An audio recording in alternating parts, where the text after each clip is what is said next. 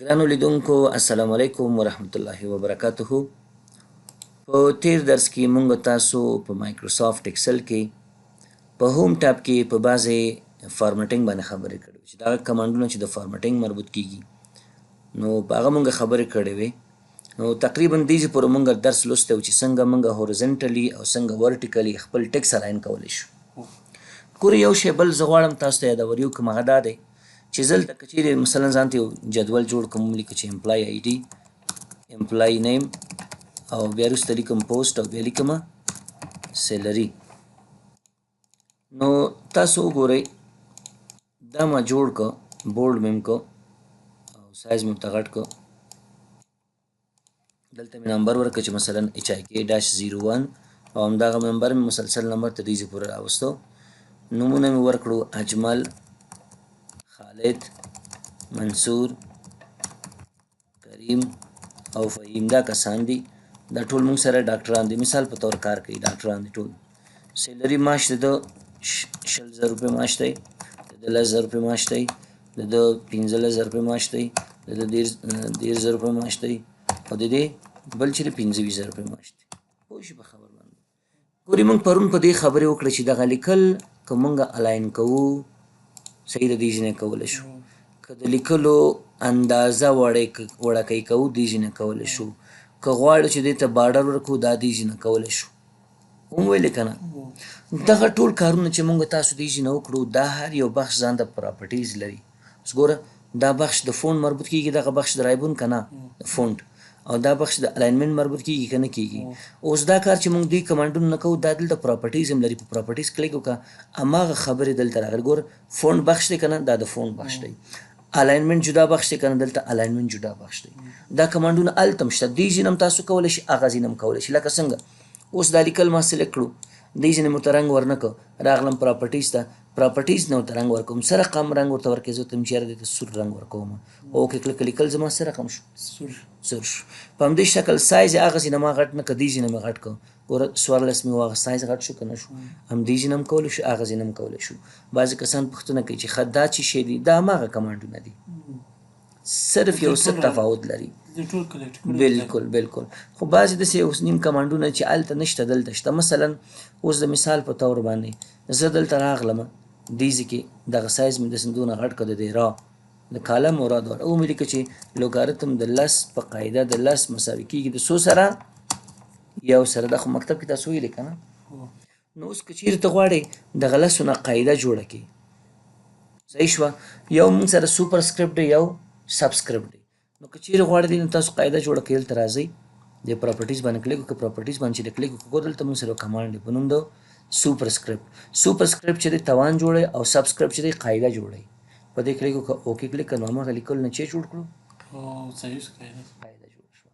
که چیرې ته غواړې چې مثلا داسې ولیکې چې 2x په توان د 4، اوس ته غواړې د x 4 نه چې جوړ شي توان جوړ شي، فون ته راځه دلته سوپر سکرپټ ته ووایه اوکې کلیک هغه نه چې جوړ شو. خبره پوه شو که نه؟ نو په دې شکل موږ دا کارونه ته دې ځای نه ترسره کولی شو. دلته راځه دا ورته واخله اوکې کلیک کړه نو مطلب تاسو واخیستو. اوس دا بعضې کمانډونه دلته نشته دي، هلته شته، هغه ځای نه بیا تاسو دا جوړولی شئ. خو ښه خبره دا چې تاسو په دې کمانډونو باندې هم پوه شئ او په هغه ځای کمانډونو باندې هم پوه شئ.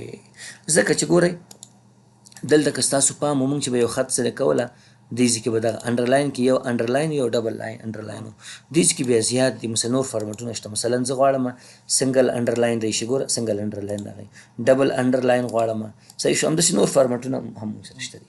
نو نسبت هغه ځای نه بیا دلته لږ آپشنې زیات دي.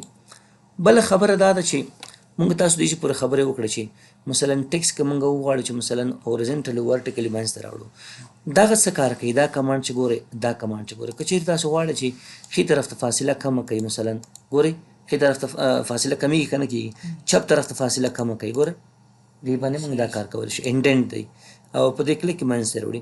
او دا خو مو تاسو ته ویلي چې که چیرې تاسو غواړئ دا لیکلم مثلا یو رقم مثلا ورټیکل هورزنټل تاو را تاو کوي. ګورئ دا مې سلیکټ کړه داسې زه راغلم څه چل مې وکړو دا لیکل مې بېرته ساده حالت ته راوست. دلته راغلم کلیر فارمټ باندې مې کلیک کړو، فارمټ کلیر شو که نه. اوس په دې کلیک کړه دا لیکل زه څه غواړم چې دغسې په دغه کاونټر کلاک وایز دغسې کوک راوړي دا راته تاسو کته کنه دا نور عنوانونه مخه شکل باندې غواړم راځي په دې باندې کلیک وکړئ په ماغه شکل راوړي درته خو بیا څه چلو کې لږ زره هوريزونټل عمودي افقي مرکز ته راوړي بیا ډېر ښایسته کېږي سایز اندازه هم لږ زره واړه کوي پکې تاسو پوه شئ په خبر باندې که بیا څه بدلوئ را بدلوي چې نه بدلولی را بدلولی شي ګور اوس بیخي منځته راغلو اوس څه شو بیخي منځته راغلو نو پوه شئ په خبر باندې که دا بیا بېرته تاسو غواړئ چې خپل حالت ته راشي همدغه باندې بېرته کلیک وکړه بېرته هغه حالت نه اوس بیا عمودي افقي مرکز ته راوړئ بلکې چیرې تاسو کله لیکل کوئ کنټکس هم چې انتخاب کو په دې معنی چې موږ کوم لیکل کوو هغه کې هم فارسي راځي هم پښتو راځي هم انګلیسي راځي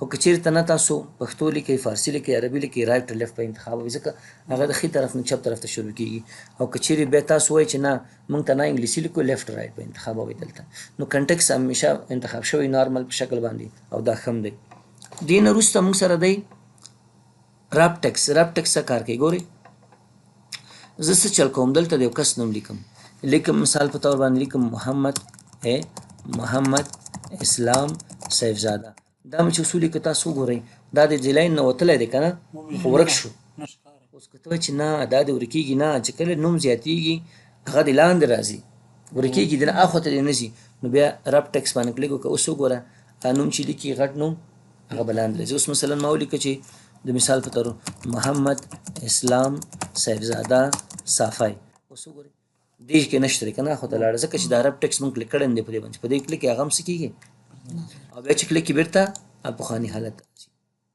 تاسو پوه شئ په خبر باندې یوه طریقه خو داسې ده چې مثلا زه ګورئ یوه غټه خانه ده دې خانه کې زه لیکل کوم ګورئ لیکم چې کمپیوټر لیکم چې the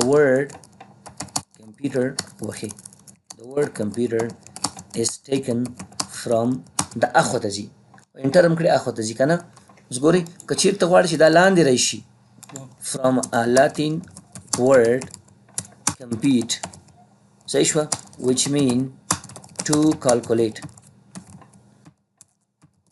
اوس دا که ته غواړې چې یو خو دا طریقه د لاندې راشي یو ته وایي چې دې نه لاین مات شي نور لاندې راشي دلته چې راغلی دې ځای کې دلته به الټ ونیسئ او انټر باندې به کلیک هغه څه کېږي هغه اپشن نه دی لاین درته ماتوي تاسو وکتل خبره پوه شوئ نو داسې هم تاسو کولی شئ چې دا کار وکړئ اوس دلته هغه پوره شوی دې ځای کې زه غواړم چې دا لاندې راشي الټ ونیسئ انټر کلیک کړه هغه به لاندې راشي ګورئ یو دا طریقه وه یو دا طریقه وه صحیح شو په خبره پوه شوئ نو داسې هم کولی شئ تاسو نو بله خبره دا د دې نه لاندې موږ سره دی مرج ان سنټر مرج څه کار کوي مرج ګورئ زه غواړم دلته یو بله را انزرټ کړم ګوره دا بر راوړم داسې رایټ کلیک مې وکړو انزرټ را مې وویلې یوه را بله راغله که رانغله صحیح شوه زه څه کول غواړم زه غواړم چې دغه دا ټول یو ځای کړم مرج کړم یوه خانه ته جوړه کړم دته یو نوم ورکړم نو اوس ګورئ بالکل تاسو په دې کلیک کې مرج ان سنټر باندې چې کلیک کړه دا خانې یو ځای کوي خو چې لیکل کوي د لیکل به د منځ نه شروع کېږي د خانې منځ نه شروع کېږي ګوره اوس مې ولیکه چې مثلا امپلایز صحیح شوه امپلایز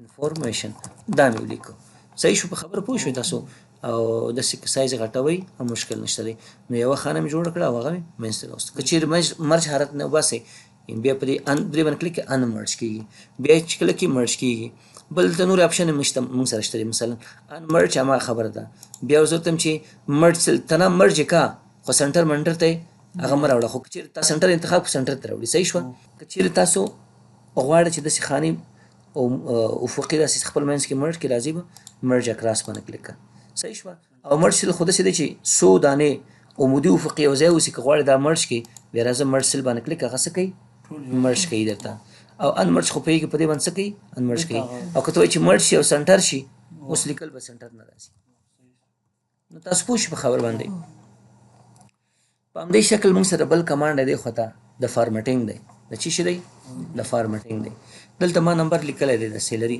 دا ته غواړئ چې مثلا ډالر سمبول سره راشي ډالر سمبول راشي که غواړئ چې نه ایرو سمبول راشي ایرو سمبول ډالر غواړئ ډالر کلیک یو کس وایي چې زه افغانۍ غواړم ډالر ایرو سره زما څه کار دی زما وطن کې زما هم کرنسي افغانۍ د افغانۍ غواړم نو څه چل به وکړي را به شي کنټرول پنل ته کنټرول پنل ته زه راغلم کنټرول پنل کې به چېرته راشئ را به شي تاسو دلته اوس وګورئ موږ سره یو کمانډ دی په نوم د څه شي ریژن په نوم شي په نوم د ریژن باندې به کلیک وکړئ دلته چې راغلی اډیشنل سیټینګ ته به راشئ. اډیشنل سیټینګ ته چې راغلی کرنسي ته به راشئ. کرنسي کې اوس وګوره ډالر دی که نه دی. زه غواړم چې دا څه شي AFN هغه نه وروسته مې اوکې باندې کلیک کړه، بیا اپلای کلیک کړه، بیا اوکې کلیک کړه، دا اوس بند کړه. اوس تاسو دلته راشئ افغانۍ مې اضافه شوې که نه ده شوې. افغانۍ غواړئ افغانۍ انتخاب کړه، ډالر غواړئ ډالر انتخاب کړه، ایرو غواړئ ایرو انتخاب کړه. پوه شئ که د فیصدي هغه ورسره راوړئ، مثلا فیصدي سمبول فیصدي واخله، خو دا څوک نه استعمالوي. بل کامه غواړي چې مثلا کامه سټایل کې دا ورته راوړي، صرف هغه کامه راوړي، مطلب ټول واحد پولي سمبول نه څه کوي ختموي درته. پوه شئ په خبر باندې صرف 100,000 شو پکې. بل دلته اوس تاسو وګورئ څو خانې اشاریې ده، مثلا 2 خانې اشاریه. دا خانې اشاریې که زیاتول غواړئ په دې کلیک کړه، کمول غواړئ په دې باندې کلیک کړه. دا څه وخت استعمالوي ګورئ زیاتره ځایونو کې دا ماشونه چاوله کېږي. مثلا زما معاش دی د مثال په طور باندې 18,950.80 روپۍ. پوه شوئ. بل معاش دی مثلا 12,580 روپۍ. 12,580.80 مې کلیک کړو. په همدې شکل مختلف نور پیسې دي. اوس بانکونه تا ته 80 روپۍ نه حواله کوي.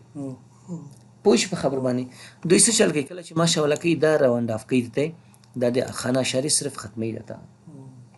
ګوره راونډ اف کوي، بیا هغه څه کوي تا ته هماغه فکس معاش حواله کوي. نو تاسو هم که غواړئ دا اشارې ورسره پرېږدئ که لرې کوئ په دې باندې کلیک کوئ، دا راونډ اف کوي درته. نو دا ډېر مهم کمانډ دی. زیاتره وخت کم کسان چې مالي کې کار کوي دې کمانډ نه استفاده کوي. تاسو پوه شئ په خبر باندې. نو دا کارونه بیا موږ د پراپرټیز نه هم کولی شو. ګوره نمبر پراپرټیز، الاینمنټ پراپرټیز ده. تاسو پوه شوئ دا ټول پراپرټیز چې موږ هلته ویلي دلته موږ سره شته دي.